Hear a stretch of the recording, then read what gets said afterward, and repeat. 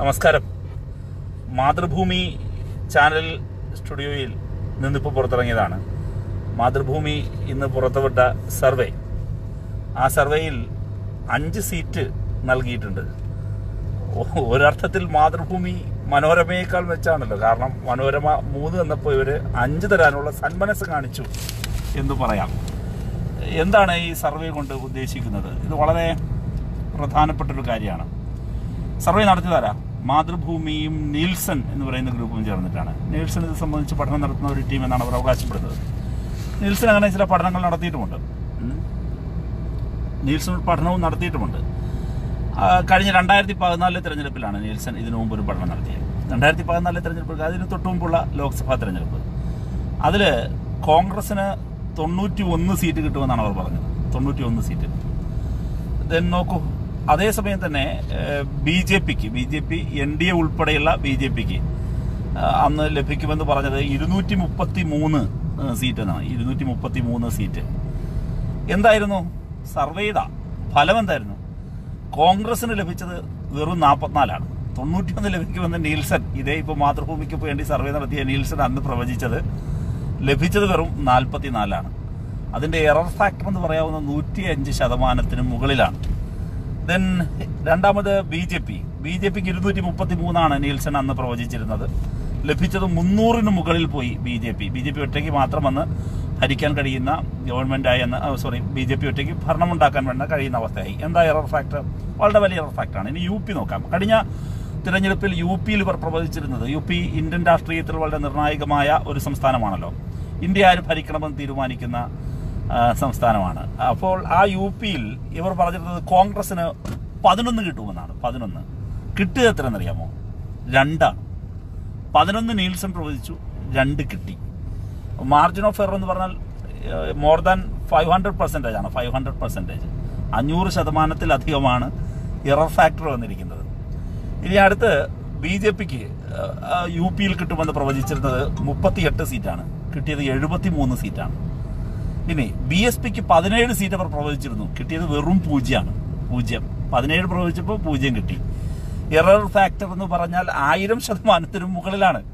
Error factor എന്ന് പറയുമ്പോൾ ശ്രദ്ധിക്കേണ്ടത് പരമാവധി തെറ്റ് വരാനുള്ള സാധ്യത. ഒരു സർവേ റിപ്പോർട്ട് പുറത്തുവിടുമ്പോൾ പരമാവധി തെറ്റ് വരാവുന്ന സാധ്യത, പിശക് വരുന്നുവെങ്കിൽ പരമാവധി എന്ന് പറഞ്ഞ്, ഇപ്പോൾ ഇതിൽ വരെ എറർ ഫാക്ടർ പറഞ്ഞിരിക്കുന്ന 5% വരെ ഇത് വരാമെന്നാണ്, എറർ ഫാക്ടർ വരാമെന്നാണ്. അപ്പോൾ ഒരു സർവേയിൽ ഒരു ചെറിയ തെറ്റൊക്കെ വരാമല്ലോ എന്ന് കരുതിയിട്ട് ആ സർവേയുടെ നിഗമനങ്ങളിൽ അവസാനം അവർ എറർ ഫാക്ടർ പറയും. പക്ഷേ ഇതിന്റെ എറർ ഫാക്ടറിന്റെ ആഴം നോക്കി 91 44 മാറിയത്, പിന്നെ 233 പ്രവചിച്ചത് 300 മാറിയത്, 11 പ്രവചിച്ചത് വെറും 2 കിട്ടിയത് ഒക്കെ നോക്കിയാൽ കാണാം. ഇനി നമുക്ക് ഇടതുപക്ഷത്തിന് അവർ അന്ന് സമ്മാനിച്ചിരുന്നത് പശ്ചിമ ബംഗാൾ അന്ന് നിർണായകമായൊരു സംസ്ഥാനമായിരുന്നല്ലോ. പശ്ചിമ ബംഗാളിൽ അന്ന് നമുക്ക് LDF ഇടതുപക്ഷത്തിന് 11 സീറ്റാണ് നീൽസൺ ഉറപ്പ് പറഞ്ഞിരുന്നത്. ആലോചിച്ച് നോക്കി, 11 സീറ്റ് തന്നിരുന്നു. അന്ന് കിട്ടിയത് എത്രയാ? വെറും 2 സീറ്റാണ്. 2 സീറ്റ്. എറർ ഫാക്ടർ എത്രയാണ്? ഇത് വളരെ പ്രകടമാണ്. ഈ കാര്യം വളരെ പ്രകടമാണ്. ഇപ്പോൾ ഇത് മാത്രമല്ല, നിരവധി സർവേ. ഇപ്പോൾ 2016 നിയമസഭാ തെരഞ്ഞെടുപ്പിൽ ഇത്തരത്തിലൊരു പ്രവചനം ഒരു മാധ്യമവും നടത്തിയിരുന്നില്ല എന്നുള്ളതാണ്. ഇപ്പോൾ വോട്ടർ സർവേ 2016 നിയമസഭാ തെരഞ്ഞെടുപ്പിൽ നൽകിയത് LDFന് 74 മുതൽ 82 വരെ സീറ്റുകൾ മാത്രമാണ്. UDFന് 54 മുതൽ 62. അന്ന് അവർ പറഞ്ഞത്, അന്ന് NDA മുന്നണിക്ക് കേരളത്തിൽ 4 വരെ സീറ്റുകൾ ലഭിക്കാം എന്നാണ്. ലഭിച്ചത് എന്താണ്? ഇത് ഇപ്പോൾ മാത്രമല്ല, 2011 നോക്കാം. 2011 സർവേയിലും നിയമസഭാ തെരഞ്ഞെടുപ്പിൽ അന്ന് ഉമ്മൻചാണ്ടി അധികാരത്തിൽ വന്ന സർവേയിൽ അന്ന് ആ തിരഞ്ഞെടുപ്പിൽ 2011 നിയമസഭാ തെരഞ്ഞെടുപ്പിൽ UDF തൂത്തുവാരുമെന്നാണ് പറഞ്ഞത്. പക്ഷെ എന്തായിരുന്നു? നെക്ക് ആൻഡ് നെക്ക് ഫൈറ്റ് ആയിരുന്നില്ലേ? ഒരു ചെറിയ വ്യത്യാസമല്ലേ? 4 സീറ്റിന്റെ വ്യത്യാസത്തിലാണ് LDFന് ഭരണം നഷ്ടപ്പെട്ടത്. മണലൂരും അതോടൊപ്പം തന്നെ സഖാവ് ആനാവൂർ നാഗപ്പൻ മത്സരിച്ച പാറശാലയിലുമെല്ലാം അന്ന് തുച്ഛമായ വോട്ടിനാണ്, അങ്ങനെ എനിക്ക് തോന്നുന്നു 4 മണ്ഡലങ്ങളിലധികം തുച്ഛമായ വോട്ടിനാണ് LDF അന്ന് പരാജയപ്പെട്ടത്. അതായത് LDFന്റെ തന്നെ അന്ന് വോട്ട് ചെയ്യാൻ പറ്റാതിരുന്ന വോട്ടർമാർ പല കാരണങ്ങളാൽ, വ്യക്തിപരമായ അസൗകര്യങ്ങൾ കാരണമോ അസുഖം കാരണമോ മറ്റുമൊക്കെ വോട്ട് ചെയ്യാതിരുന്ന ആളുകൾ വന്ന് വോട്ട് ചെയ്തിരുന്നുവെങ്കിൽ സ്ഥിതി മറിഞ്ഞേനെ.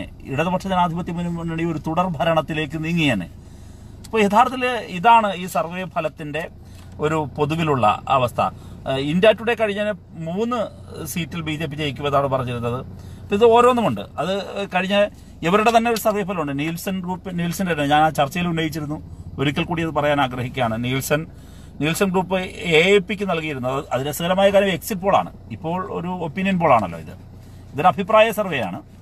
എക്സിറ്റ് പോൾ എന്ന് പറഞ്ഞാൽ അത് കുറെ കൂടി ശാസ്ത്രീയമാണ്, ആക്കുറേറ്റ് എന്നാണ് ഇത്തരക്കാരുടെ പക്ഷം. കാരണം അവർ ഇത് നേരിട്ട് പോയി പങ്കെടുത്ത് ഇറങ്ങുകയാണ്. അതായത് നമ്മുടെ പോളിംഗ് ബൂത്തിൽ നിന്ന് ഇറങ്ങുന്ന ആളുകൾ പോളിംഗ് ബൂത്ത് വോട്ട് ചെയ്ത് ഇറങ്ങി വീട്ടിൽ പോകുമ്പോൾ അന്ന് വൈകുന്നേരം തന്നെ പോളിംഗ് ബൂത്തിന്റെ പുറത്ത് വെച്ചോ വീട്ടിൽ ചെന്നോ ആളുകളെ കണ്ടെടുക്കുന്ന സർവേയാണ് എക്സിറ്റ് പോൾ എന്ന് പറയുക. ആ എക്സിറ്റ് പോളിൽ അത് കുറേ അധികം ശരിയായിരിക്കണമല്ലോ. AAPക്ക് കിട്ടി എന്ന് പറഞ്ഞത് 43 സീറ്റാണ് AAP കിട്ടുമെന്ന് പറഞ്ഞത് ഡൽഹി തെരഞ്ഞെടുപ്പിൽ. BJPക്ക് ഈ നീൽസൺ പ്രവചിച്ചിരുന്നത് 26 സീറ്റാണ്. പക്ഷേ എന്തായിരുന്നു അവസ്ഥ? BJP 26 സീറ്റ് അവർ പ്രവചിച്ചപ്പോൾ ലഭിച്ചത് വെറും 3 സീറ്റാണ്. എറർ ഫാക്ടർ എത്രയാണ്? എന്താണ് വന്നപ്പോഴും ആലോചിച്ച് നോക്കൂ. പ്രവചിച്ചതെത്ര, കിട്ടിയതെത്ര?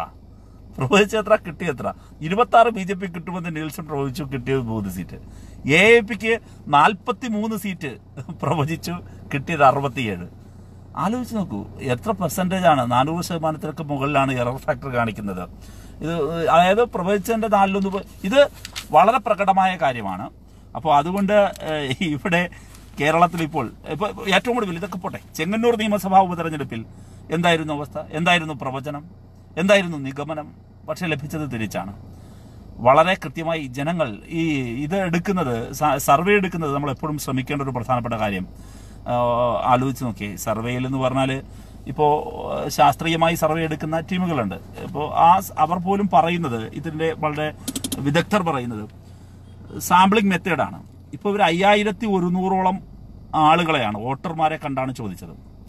ഇപ്പോൾ ഞാൻ ചർച്ച കഴിഞ്ഞിറങ്ങുമ്പോഴാണ് കുറെ കൂടി വ്യക്തത എനിക്ക് കിട്ടിയത്. അവരുടെ തന്നെ അവകാശവാദം ഈ സർവേയുടെ സാമ്പിൾ എടുത്തിരിക്കുന്നത് urban and semi urban area എന്നാണ്. അല്ലാതെ ഗ്രാമീണ മേഖലയിലേക്ക് അവർ പോയിട്ടില്ല. അർബൻ ആൻഡ് സെമി അർബൻ ഏരിയയിൽ നിന്നാണ് ഈ സാമ്പിളുകൾ കളക്ട് ചെയ്തിരിക്കുന്നത്.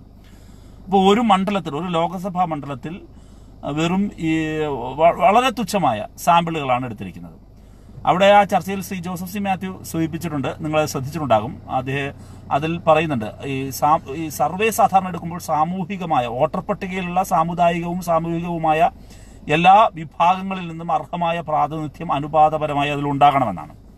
ഇപ്പോൾ ഹിന്ദു വിഭാഗത്തിൽ ഉണ്ടാകണം, ഹിന്ദു വിഭാഗത്തിലെ തന്നെ ഈ പറയുന്ന വ്യത്യസ്ത വിഭാഗങ്ങളിൽപ്പെട്ടവർ, ഇതെല്ലാം കൃത്യമായ അനുപാതത്തിൽ ഉണ്ടാകണം എന്നാണ്. സ്ത്രീകൾ, പുരുഷന്മാർ, യുവതികൾ, യുവാക്കൾ, ഇങ്ങനെയാണ് അതിനകത്ത് സർവേയുടെ പറയുക. ഇവർ അത്തരത്തിലുള്ള ഒരു സർവേയും വലിച്ചിട്ടില്ല. മറ്റൊന്ന് ഗ്രാമീണ മേഖല, ഒരിക്കലും നഗരകേന്ദ്രം ചിന്തിക്കുന്നത് പോലെയല്ല ഗ്രാമീണ മേഖല. മാത്രമല്ല, ഇന്ത്യയെ എപ്പോഴും നിർണയിച്ചിട്ടുള്ളത്, കേരളത്തിന്റെ ജനാധിപത്യം പോളിംഗ് ബൂത്തുകൾ വിധി പറഞ്ഞിട്ടുള്ളത് എപ്പോഴും ഗ്രാമങ്ങളാണ്, ഗ്രാമങ്ങളുടെ വോട്ടറുകളാണ്. സാധാരണക്കാരായ, വെറും സാധാരണക്കാരായ മനുഷ്യർ. വെറും 250 പേരുടെ സർവേ എടുത്തിട്ടാണ് ഇവിടെ ഇപ്പോൾ എത്ര അത്ഭുതകരമായ ഇവർ വിധി പറഞ്ഞിരിക്കുന്നത്. ഇപ്പോൾ മാതൃഭൂമിയുടെ ഓരോ പ്രഖ്യാപനവും ഏതാണ് വിധി വരുന്നത് പോലെയായിരുന്നു. ഇനി സത്യപ്രതിജ്ഞ എവിടെയാണെന്ന് മാത്രമേ ഇനി ആലോചിക്കാനുള്ളൂ. അതിന് മാതൃഭൂമിയുടെ കോഴിക്കോട്ടെ ഓഫീസിലാണോ, അതെ മാതൃഭൂമിയുടെ തിരുവനന്തപുരത്തെ ഓഫീസിലാണോ എന്ന് മാത്രമേ ഇനി നമുക്ക് കാത്തിരുന്ന് കാണേണ്ട കാര്യമുള്ളൂ. എന്താണ് ഈ ഉദ്ദേശിക്കുന്നതെന്ന് മനസ്സിലാകുന്നില്ല. തിരുവനന്തപുരത്ത് സഖാവ് സി ദിവാകരൻ എത്രയോ പ്രമുഖനായ നേതാവാണ്. അദ്ദേഹത്തിന് 23% വോട്ട് കിട്ടുമെന്നാണ് ഇവരുടെ പ്രതികരണം. അതുമാത്രമല്ല, വേറൊരു അത്ഭുതം, ശ്രീ കുമ്മനം, ഞാൻ അദ്ദേഹത്തെ വ്യക്തിപരമായി അധിക്ഷേപിക്കുന്നില്ല, പക്ഷേ കേരളത്തിന്റെ മുഖ്യമന്ത്രി സഖാവ് പിണറായി വിജയൻ, പിന്നെ മുൻ മുഖ്യമന്ത്രിയായിരുന്ന ഉമ്മൻചാണ്ടി, പിന്നെ അതുമല്ല, പിന്നെ അതിനൊക്കെ മുകളിൽ മറ്റൊരുപാട് ഈ പറയുന്ന എല്ലാവരേക്കാൾ തിരുവനന്തപുരം മണ്ഡലത്തിലെ വോട്ടർമാർ അദ്ദേഹത്തെയാണ് 1ാം സ്ഥാനത്ത് കാണുന്നതെന്ന് പറഞ്ഞാൽ തിരുവനന്തപുരത്തെ എങ്ങനെയാണ് നിങ്ങൾ കാണുന്നത് എന്ന് എനിക്ക് ഒട്ടും ആലോചിച്ചിട്ട് മനസ്സിലാകുന്നില്ല. പിന്നെ ഈ ചോദ്യങ്ങൾ ഉണ്ടാക്കിയതാരാണ്? അത് ഡൽഹിയിലിരിക്കുന്ന അല്ലെങ്കിൽ ഉത്തരേന്ത്യക്കാരായ നീൽസൺ ഗ്രൂപ്പിൽപ്പെട്ട ഏതെങ്കിലും ദില്ലി വാലയൊന്നും അല്ലല്ലോ. അത് മാതൃഭൂമിയിലെ നമ്മുടെ ചേട്ടന്മാരാണല്ലോ ഉണ്ടാക്കിയത്. ഞാൻ ആ ചർച്ചയിൽ ഉന്നയിച്ചൊരു ചോദ്യം വീണ്ടും മാതൃഭൂമിയോട്, നിങ്ങളോടുൾപ്പെടെ ഞാൻ സംസാരിക്കുന്നു, മാതൃഭൂമിയോട് ആ ചോദ്യം ഉന്നയിക്കുന്നു. അവർ ചോദിച്ചൊരു ചോദ്യം, ഈ കേരളത്തിൽ ഈ കാസർഗോഡ്, കണ്ണൂർ, വടകര ആ ചർച്ച ചെയ്യുന്ന സന്ദർഭത്തിലാണ് ആ ചോദ്യം എടുത്തു വെച്ചത്. എന്തായിരുന്നു ചോദ്യം? ഈ പറയുന്ന കൊലപാതക കേസിൽ കുറ്റപത്രം സമർപ്പിക്കപ്പെട്ടവരെല്ലാം മത്സരിക്കുന്നത് ശരിയാണോ എന്ന് ഞാൻ ചോദിക്കുന്നു. അങ്ങനെയാണെങ്കിൽ നിങ്ങൾ അതിനെ പ്രചരണായുധമാക്കാൻ കോൺഗ്രസിനെ സഹായിക്കുന്നുണ്ട് എങ്കിൽ നിങ്ങൾ എന്തുകൊണ്ടാണ് ബലാത്സംഗ കേസിലെ പ്രതികളെ മത്സരിക്കുന്നത് ഉചിതമാണോ എന്നൊരു ചോദ്യം ഉന്നയിക്കാത്തത്? എന്തുകൊണ്ട് ഉന്നയിച്ചില്ല? ബലാത്സംഗ കേസിലെ പ്രതികൾക്ക് മത്സരിക്കാൻ ബലാത്സംഗത്തോട് മാതൃഭൂമിക്ക് പൊതുവിൽ ഒരു അനുഭാവപൂർണമായ സമീപനമാണോ? എനിക്കറിയില്ല. അത് സമൂഹത്തിലൊരു പ്രശ്നമല്ലേ? വോട്ടർമാരോട് ചോദിക്കേണ്ട കാര്യമല്ലേ? അത് പ്രധാനപ്പെട്ടതാണല്ലോ. എം കെ രാഘവൻ പ്രതിച്ഛായയുണ്ട് എന്ന് അതിലൊരാൾ പറയുന്നത് ഞാൻ കേട്ടു മുൻപ്, അതുകൊണ്ടാണ് നേരത്തെ ജയിച്ചതെന്ന്. അവിടെ പ്രതിച്ഛായ അളക്കാം, പ്രതിച്ഛായ അളക്കുന്ന മെഷീൻ അവിടെയുണ്ട്. പക്ഷേ ഇപ്പുറത്ത് വരുമ്പോഴേക്കും നമ്മുടെ ആറ്റിങ്ങിലും അതോടൊപ്പം നമ്മുടെ ഈ എറണാകുളത്തും ഒക്കെ വരുമ്പോൾ പ്രതിച്ഛായ അളക്കുന്ന മെഷീൻ ഓഫായി പോവാണ്. അവിടെ പ്രതിച്ഛായ അളക്കുന്ന മെഷീൻ ഇല്ല. അതൊരു മാനദണ്ഡമേ അല്ല. അപ്പോൾ സ്ത്രീ സുരക്ഷ വളരെ പ്രധാനപ്പെട്ട ഒരു സ്ഥലത്ത് ഇതുപോലൊരു പ്രശ്നം FIR ആണ്, അവർ പ്രതി ചേർക്കപ്പെട്ടതാണ് എന്നുള്ളതാണ് പ്രശ്നം. അതിൽ ഈ ആരോപിക്കപ്പെടുന്ന സ്ത്രീ അവിടെ മത്സരിക്കുന്നുണ്ട് എന്നും പറഞ്ഞു കേൾക്കുന്നുണ്ട്. പക്ഷേ ഇതെന്തുകൊണ്ട് നിങ്ങൾ അങ്ങനെ ഒരു ക്വസ്റ്റ്യൻ ചോദിക്കുന്നു? ഒരു കേസുമായി ബന്ധപ്പെട്ട് നിങ്ങളൊരു ക്വസ്റ്റ്യൻ ചോദിക്കുന്നു, അതേസമയം തന്നെ ഇവിടെ ഇത് ചോദിക്കുന്നില്ല. അപ്പോൾ അത് നിങ്ങൾ ആരെ സഹായിക്കാൻ വേണ്ടിയാണ് എന്നുള്ളത് വളരെ പ്രധാനപ്പെട്ട ഒരു കാര്യമാണ്. ഈ സർവേയുടെ ആദ്യം മുതൽ അവസാനം വരെ വളരെ കൃത്യമായൊരു മെസ്സേജാണ് മാതൃഭൂമി കൊടുക്കാൻ ശ്രമിച്ചത്. അത് വളരെ നീചവും നിന്ദ്യവുമായ രാഷ്ട്രീയ പ്രവർത്തനമാണ്, മാധ്യമ പ്രവർത്തനമാണെന്ന് പറയേണ്ടി വരും. അവർ ചെയ്തൊരു കാര്യം, ഇവിടുത്തെ ന്യൂനപക്ഷ BJPയിൽ നിന്ന് CPM നിന്നാണ്, അതായത് BJP ഗെയിൻ ഉണ്ടാക്കുന്നത്, നേട്ടമുണ്ടാക്കുന്നത് CPM വോട്ട് നഷ്ടപ്പെട്ടത് കൊണ്ടാണ്. CPM ഇങ്ങനെ പോയി CPM വോട്ടിൽ നിന്ന് ആണ് കോൺഗ്രസിനൊരു നഷ്ടവും ഉണ്ടാകില്ല എന്നാണ്. അത് അരിയാഹാരം കഴിക്കുന്ന ഏതെങ്കിലും ഒരാൾ വിശ്വസിക്കുമെന്ന് ഞാൻ കരുതുന്നില്ല. ശബരിമല വിഷയമാണ് അവർ ഉന്നയിക്കുന്നതെങ്കിൽ ശബരിമല വിഷയത്തിൽ കോൺഗ്രസിന്റെ നഷ്ടമായിരിക്കുമല്ലോ ഭീകരം. കാര്യം കോൺഗ്രസും BJPയും ഒരുപോലെ വർഗീയത പറഞ്ഞാൽ, അങ്ങനെ ചിന്തിക്കാൻ ആരെങ്കിലും ആഗ്രഹിക്കുന്നുണ്ടെങ്കിൽ ഏറ്റവും മികച്ച രീതിയിൽ വർഗീയത പറയുന്നവർക്കൊപ്പമായിരിക്കുമല്ലോ അവർ നിൽക്കുക. വർഗീയതയാണ് കോൺഗ്രസും BJPയും ഒരുപോലെ ഇറക്കുന്ന അതിൽ പിന്നെ ഏറ്റവും കേവന്മാർക്കൊപ്പമാണല്ലോ വർഗീയത പറയാൻ ആഗ്രഹിക്കുന്ന ആളുകൾ നിൽക്കുക. അപ്പോൾ പിന്നെ എന്ത് ലോജിക്കാണ് ഈ പറയുന്നതിലുള്ളത് എന്ന് എനിക്ക് എത്ര ആലോചിച്ചിട്ടും മനസ്സിലാകുന്നില്ല. പിന്നെ വളരെ പ്രകടമായി BJPക്ക് ഒരു അനുകൂലമായ BJP ഇപ്പോൾ ശ്രീ MT രമേശ് എല്ലാം ആ ചർച്ചയിലിരുന്ന് വല്ലാതെ ആഘോഷിക്കുന്നത് കണ്ടു. അദ്ദേഹത്തിന്റെ ഭാവവ്യത്യാസത്തിൽ BJPക്ക് പോലും മാരാർ ഭവനിൽ പോലും ഇത്രയും പ്രതീക്ഷിച്ചിട്ടുണ്ടാവില്ല. BJP ശ്രീധരൻപിള്ളയോട് ചോദിച്ചാൽ, ശ്രീ കുമ്മനത്തോട് ചോദിച്ചാൽ പോലും ഇത്രയും പിന്തുണ പ്രതീക്ഷിച്ചിട്ടുണ്ടാവില്ല. പക്ഷെ കൊടുത്തു. എന്താണ് ഇതിന്റെ പിന്നിലുള്ളത്? വളരെ കൃത്യമായി നിങ്ങൾ നോക്കിയാൽ കാണാനാകും. ഒരു നിശ്ചിത ഇടവേളയിൽ മാതൃഭൂമി അത്തരത്തിലൊരു നിലപാട് സ്വീകരിക്കുന്നത് നമുക്ക് കാണാൻ കഴിയും. അത് തെറ്റാണ്, അത് വിമർശിക്കപ്പെടേണ്ടത് തന്നെയാണ്. അങ്ങനെയല്ല ചെയ്യേണ്ടത്. ഒരു സംഘപരിവാറിനോട് എപ്പോഴെങ്കിലും നമ്മൾ ഈൽഡ് ചെയ്യല്ല ചെയ്യേണ്ടത്. കമൽറാം സഞ്ജീവ് ഉൾപ്പെടെ മാതൃഭൂമി വിട്ടുപോയ ഒരു സാഹചര്യം നിങ്ങൾക്ക് ഓർമ്മയുണ്ടാകും. എന്നിട്ട് ആ സാഹചര്യം വീണ്ടും നിലനിൽക്കുന്നു.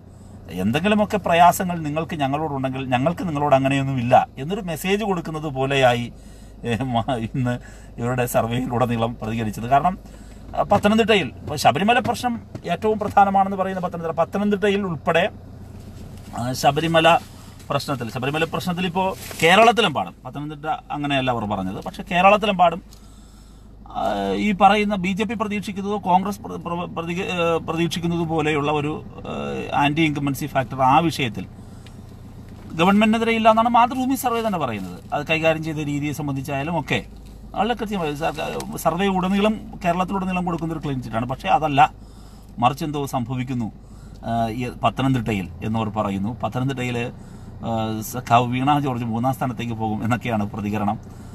എങ്ങനെയാണ് ഇതിനെ കാണുന്നതെന്ന് മനസ്സിലാകുന്നില്ല. കേരളത്തിലെ ജനങ്ങളെ ഞാൻ ചുരുക്കുകയാണ്, കേരളത്തിലെ ജനങ്ങളെ ഇത്ര കണ്ട് നിങ്ങൾ അണ്ടർ എസ്റ്റിമേറ്റ് ചെയ്യുകയാണോ എന്ന് മാത്രമാണ് ഞാൻ ആ ചർച്ചയിൽ ഉന്നയിച്ച് ഇപ്പോഴും ഞാൻ മാതൃഭൂമിയോട് ചോദിക്കാൻ ആഗ്രഹിക്കുന്ന ഒരു കാര്യം. കേരളത്തിലെ ജനങ്ങൾ എങ്ങനെയാണ്?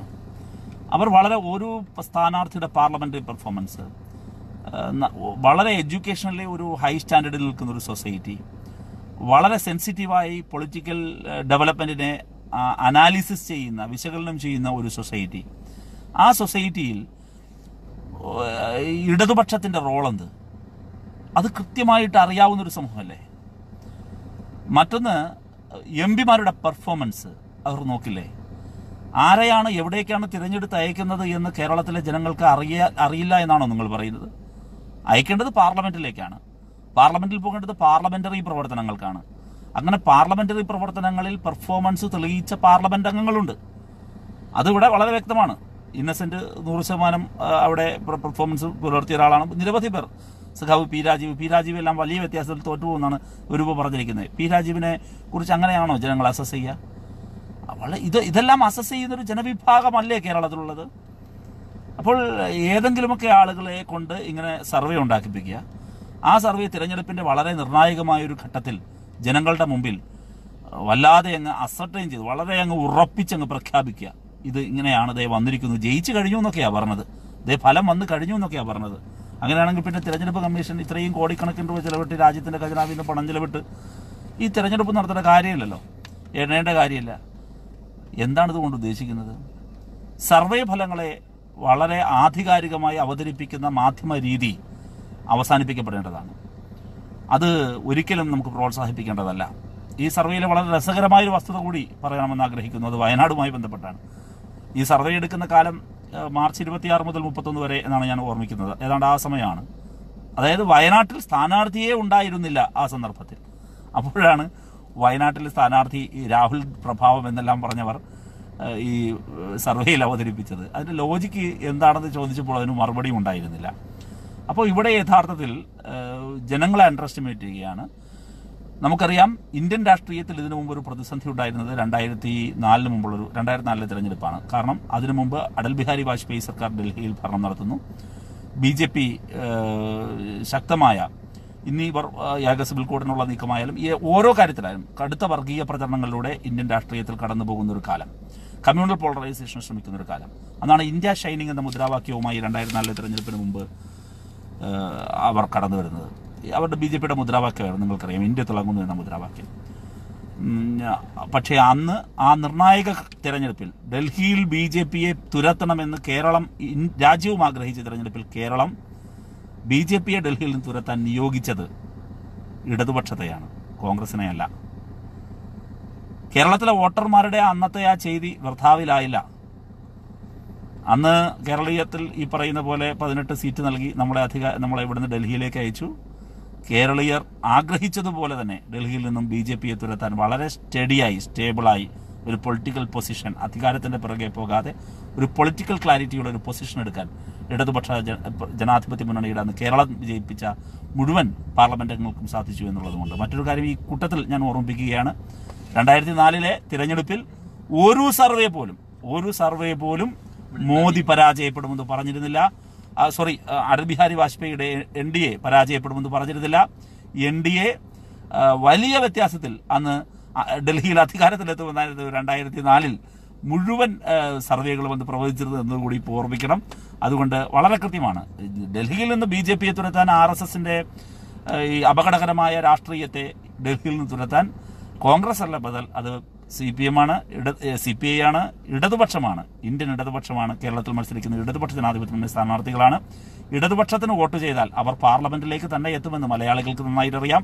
മറ്റുള്ളവരെ ആരെ വോട്ട് ചെയ്താലും, കോൺഗ്രസിന് വോട്ട് ചെയ്താൽ അവർ പാർലമെന്റിലേക്ക് പോകുമെന്ന് ഉറപ്പില്ല, അവർ BJP ഓഫീസിലേക്കോ റിസോർട്ടിലേക്കോ പോകും എന്നും അവർക്ക് മലയാളികൾക്ക് നന്നായിട്ട് അറിയാം. അത് തിരിച്ചറിയാനുള്ള കഴിവുണ്ട്. ഇതേ മലയാളികളുടെ മുമ്പിൽ തന്നെയാണ് സോണിയാഗാന്ധി കുടുംബത്തിന് ഏറെ പ്രിയപ്പെട്ട പരിണതപ്രജ്ഞനായ ഒരുപാട് കാലം രാഷ്ട്രീയ പ്രവർത്തനം നടത്തിയ മുതിർന്ന KV തോമസ് BJPയിലേക്ക് പോകില്ല എന്ന് കയ്യാലപ്പുറത്തെ തേങ്ങ പോലെ കുറേ ദിവസം ഇരുന്നത് എന്നതുകൂടി മലയാളികൾ കണ്ടിട്ടുണ്ട്.